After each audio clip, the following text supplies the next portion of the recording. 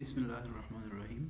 अस्सलाम वालेकुम स्टूडेंट्स। हम बात कर रहे थे प्रोटीन्स की डाइजेशन और एब्जॉर्प्शन की।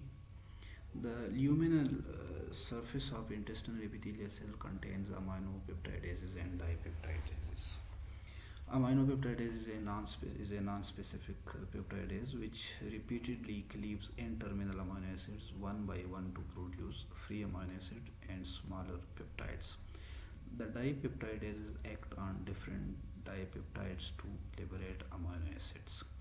तो यहाँ पे अगर हम फिगर में देख लें, हमने प्रोटीन की डाइजेशन डिस्कस की थी स्टमक में। फिर उसके बाद पेनक्रियाटिक जूस में प्रोटियोलिटिक एंजाइम्स की बात की थी। स्मॉल इंटेस्टाइन में वहाँ पे क्या होता है, अमाइनोपेप्टाइडेजेस होते हैं और डाइपेप्टाइडेजेस होते हैं। तो इन एंजाइम के रिजल्ट्स में हमारे पास फाइनली फ्री अमाइनो एसिड्स आ जाते हैं, फ्री अमाइनो एसिड्स और डाइपेप्टाइड्स आ जाते हैं। अब इन फ्री अमाइनो एसिड्स ने क्या होना है, एब्जॉर्ब होना है ब्लड में। तो इस चीज़ को हम देखते हैं कि ये किस तरह एब्जॉर्ब होते हैं। The end product of the action of endopeptidases and exopeptidases is a mixture of free amino acids, di and tripeptides and oligopeptides, all of which are absorbed. Free amino acids are absorbed across the intestinal mucosa by sodium dependent active transport. Amino acids के लिए भी same वही mechanism है जिस तरह हमने glucose के लिए डिस्कस किया था या इंडिविजुअल मोनोसैकेराइड्स के लिए डिस्कस किया था। ग्लूकोज के लिए हमने वहाँ देखा था कि SGLT1 ट्रांसपोर्टर हुआ करता था या फिर GLUT5 ट्रांसपोर्टर हुआ करता था, और उसका मैकेनिज्म हमने देखा था कि सेकेंडरी एक्टिव ट्रांसपोर्ट वाला मैकेनिज्म था। एक एक्टिव प्रोसेस था और वो active process particular secondary active transport था, और वहाँ पे हमने कहा था कि सिम्पोर्टर टाइप एक्टिविटी है कि एक सोडियम मॉलिक्यूल जब सोडियम पोटाशियम पंप के through cytosol of the cell में एंटर होता है तो उसके साथ क्या ये ग्लूकोज का मॉलिक्यूल भी एंटर हो जाता है। तो same mechanism in individual amino acids के लिए भी है। फ़र्क सिर्फ यही है कि वहाँ पे क्या ग्लूकोज हुआ करता था, सोडियम पोटाशियम पंप था। यहाँ पे क्या था कि आप उस ग्लूकोज की जगह क्या कंसिडर करो, इस अमाइनो एसिड को, फ्री अमाइनो एसिड को कंसिडर करो। There are several different amino acid transporters with specificity for the nature of the amino acid side chains, for example large और small amino acid, neutral, acidic और basic amino acids. Amino acids are transported by specific active transporters showing mechanisms which are similar to ones active in the glucose transport. जिस तरह glucose का transport हुआ करता था वहाँ पे सोडियम पोटाशियम पंप था या सोडियम पोटाशियम ATPase ऑपरेट करता था, ठीक है ना। एक सोडियम आयन एसोसिएटेड था ग्लूकोज के ट्रांसपोर्ट के साथ। तो same mechanism in amino acids का भी है। These sodium-dependent symporters are located at the brush border membrane of the intestinal mucosal cells. At least 6 specific symporter system have been identified as follows. Neutral amino acid symporters. इसी तरह neutral amino acid symporter for aromatic or hydrophobic side chains. Amino acid symporters, basic amino acid symporters, acidic amino acid symporter and then beta amino acid symporters. बहरहाल overall खुलासा summary ये है कि इनके लिए भी इनका मैकेनिज्म भी क्या है, सिम्पोर्टर टाइप ऑफ ट्रांसपोर्ट है cross the cell membrane. Dipeptides and tripeptides enter the brush border of the intestinal mucosal cell where they are hydrolyzed to free amino acids which are then transported into the hepatic portal vein. आप लोगों ने देखा कि इन intestinal brush border में क्या दे contains अमाइनोपेप्टाइडेजेस and डाइपेप्टाइडेजेस। तो उन अमाइनोपेप्टाइडेजेस और पार्टिकुलरली डाइपेप्टाइडेजेस के रिजल्ट्स में ये ट्राइपेप्टाइड्स और ये डाइपेप्टाइड्स और ये ओलिगोपेप्टाइड्स क्या they are hydrolyzed to individual free amino acids. Many such peptides are large enough to stimulate antibody formation.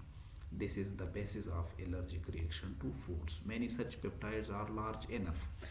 अब बाज़ औक़ात इनके साथ एक एसोसिएटेड प्रॉब्लम्स होता है, इम्यून रिएक्शंस होता है, ठीक है ना। तो उन इम्यून रिएक्शंस की वजह से कुछ प्रोटीन्स बॉडी एब्जॉर्ब नहीं कर पाती, उनका हम वन बाय वन डिस्कस करेंगे। ये वाला मैकेनिज़्म, ये सिम्पोर्टर और ये एटीपीएस पंप हम ऑलरेडी वैसे शुगर के केस में डिस्कस कर चुके हैं, तो इसको आप लोग रीड कीजिएगा। वैसे ये सेम वही बेसिक सा मैकेनिज़्म है। कुछ एबनॉर्मलिटीज़ है रिलेटेड क्लिनिकल डिसऑर्डर्स है इन अमाइनो एसिड्स की एब्जॉर्प्शन के साथ। Any defect in the pancreatic secretion Ampere's protein and fat digestion. चूँकि आप लोगों ने देखा था कि पेनक्रियाटिक जूस में बहुत सारे प्रोटियोलिटिक एंजाइम्स होते हैं, ठीक है ना। आप लोगों ने कार्बोक्सी पेप्टाइडेज ए देखा था, बी देखा था, हम लोग इलास्टेजेस हमने डिस्कस किए थे। तो ज़ाहिर बात है कि जब इन पेनक्रियाटिक जूस की प्रॉपर सिक्रीशन नहीं होती तो ये एंजाइम्स भी प्रॉपरली नहीं रिलीज़ होंगे। This causes the loss of undigested protein in the feces along with the abnormal appearance of the lipids. Deficiency of pancreatic secretion may be due to pancreatitis, cystic fibrosis or surgical removal of the pancreas. Pancreatitis हो जाए, inflammation of pancreas, तो वो sufficient quantity में pancreatic juice secrete नहीं कर सकेगा। या फिर सिस्टिक फाइब्रोसिस, ये एक हेरिडिटरी डिजीज़ है, हेरिडिटरी कंडीशन है which affects lungs and the digestive system. particularly the body produces thick and sticky mucus, और इस थिक एंड स्टिकी सिक्रीशंस की वजह से क्या हो जाता है कि they clog lungs and causes pancreatic obstruction, ठीक है ना। तो उस पेनक्रियाटिक ऑब्स्ट्रक्शन की वजह से क्या हो जाता है कि वो अपने जूसेस प्रॉपरली सिक्रेट नहीं कर पा रहा, और ये एक CFTR जीन है, उसमें म्यूटेशंस आ जाती है।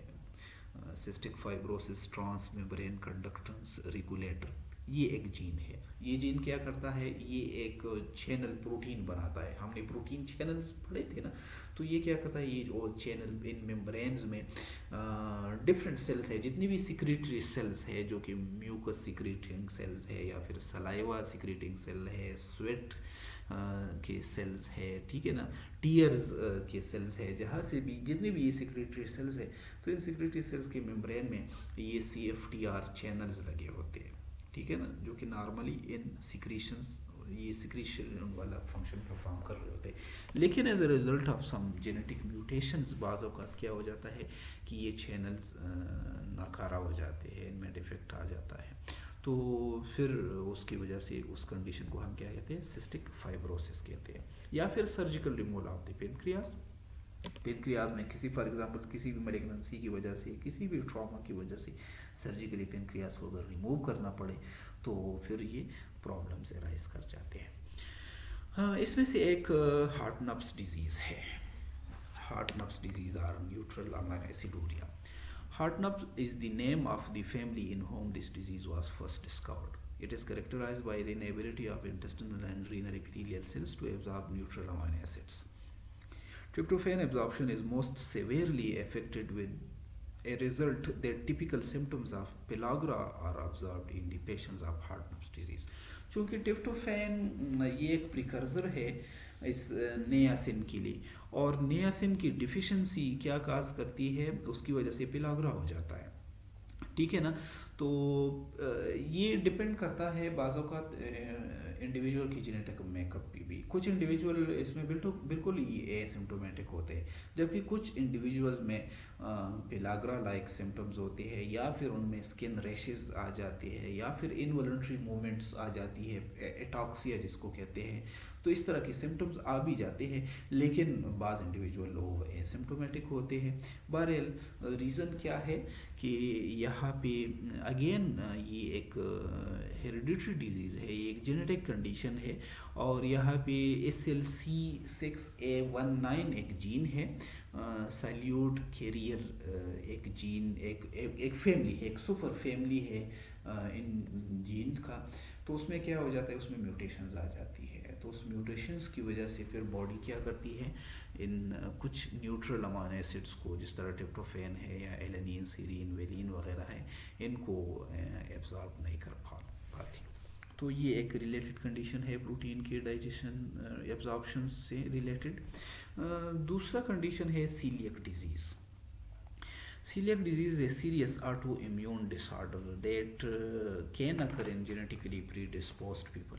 where the ingestion of gluten leads to damage in the small intestine. यहाँ पे सीलियक डिजीज़ भी ये कहलाता है, सीलियक सिंड्रोम भी इसको कहते हैं, सीलियक स्प्रू भी ये कहलाता है।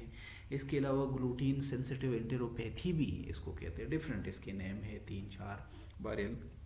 क्या है ये? एक जेनेटिक कंडीशन है और ग्लूटीन की वजह से क्या हो जाता है, ग्लूटीन एक स्टोरेज प्रोटीन का नाम है जो कि वीट में पाया जाता है, बार्ले में पाया जाता है, राई में पाया जाता है एंड अदर रिलेटेड ग्रेन्स में ये ग्लूटीन पाया जाता है। ये क्या है? एक स्टोरेज प्रोटीन है, एक फैमिली है।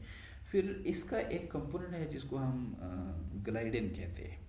तो पर्टिकुलरली हमारी बॉडी में या कुछ सेंसिटिव इंडिविजुअल्स की बॉडी में क्या उस ग्लाइडिन के अगेंस्ट एंटीबॉडीज बनती है, ठीक है ना। तो ये एक ऑटो इम्यून बेसिकली रिएक्शन है। तो उस ऑटो इम्यून रिएक्शंस की वजह से क्या हो जाता है? डैमेज हो जाता है स्मॉल इंटेस्टाइन को। It is characterized by severe malabsorption and specific diagnostic features exhibited by the intestinal mucosa. The deficit is located within the mucosal cells and permits certain polypeptides resulting from the digestion of gluten to exert local effects within the intestine and to be absorbed, inducing an antibody response. ठीक है ना। तो ये ना antibody response, एक auto immune response initiate हो जाता है इन कुछ प्रोटीन्स की वजह से। The intolerance for gliadin portion of the gluten, this is basically the intolerance for the gliadin portion of the gluten, जिस तरह मैंने बताया। सिम्टम्स क्या है? डायरिया इन इंडिविजुअल में हो जाता है, एब्डोमिनल क्रैम्पिंग हो जाती है, ब्लोटिंग हो जाती है, ठीक है ना। वेट लॉस इनका क्या है? ये सिम्टम्स है। ट्रीटमेंट इसका क्या है? Gluten free diet. इस तरह के इंडिविजुअल को क्या हमेशा ग्लूटीन फ्री डाइट भी रखना पड़ता है।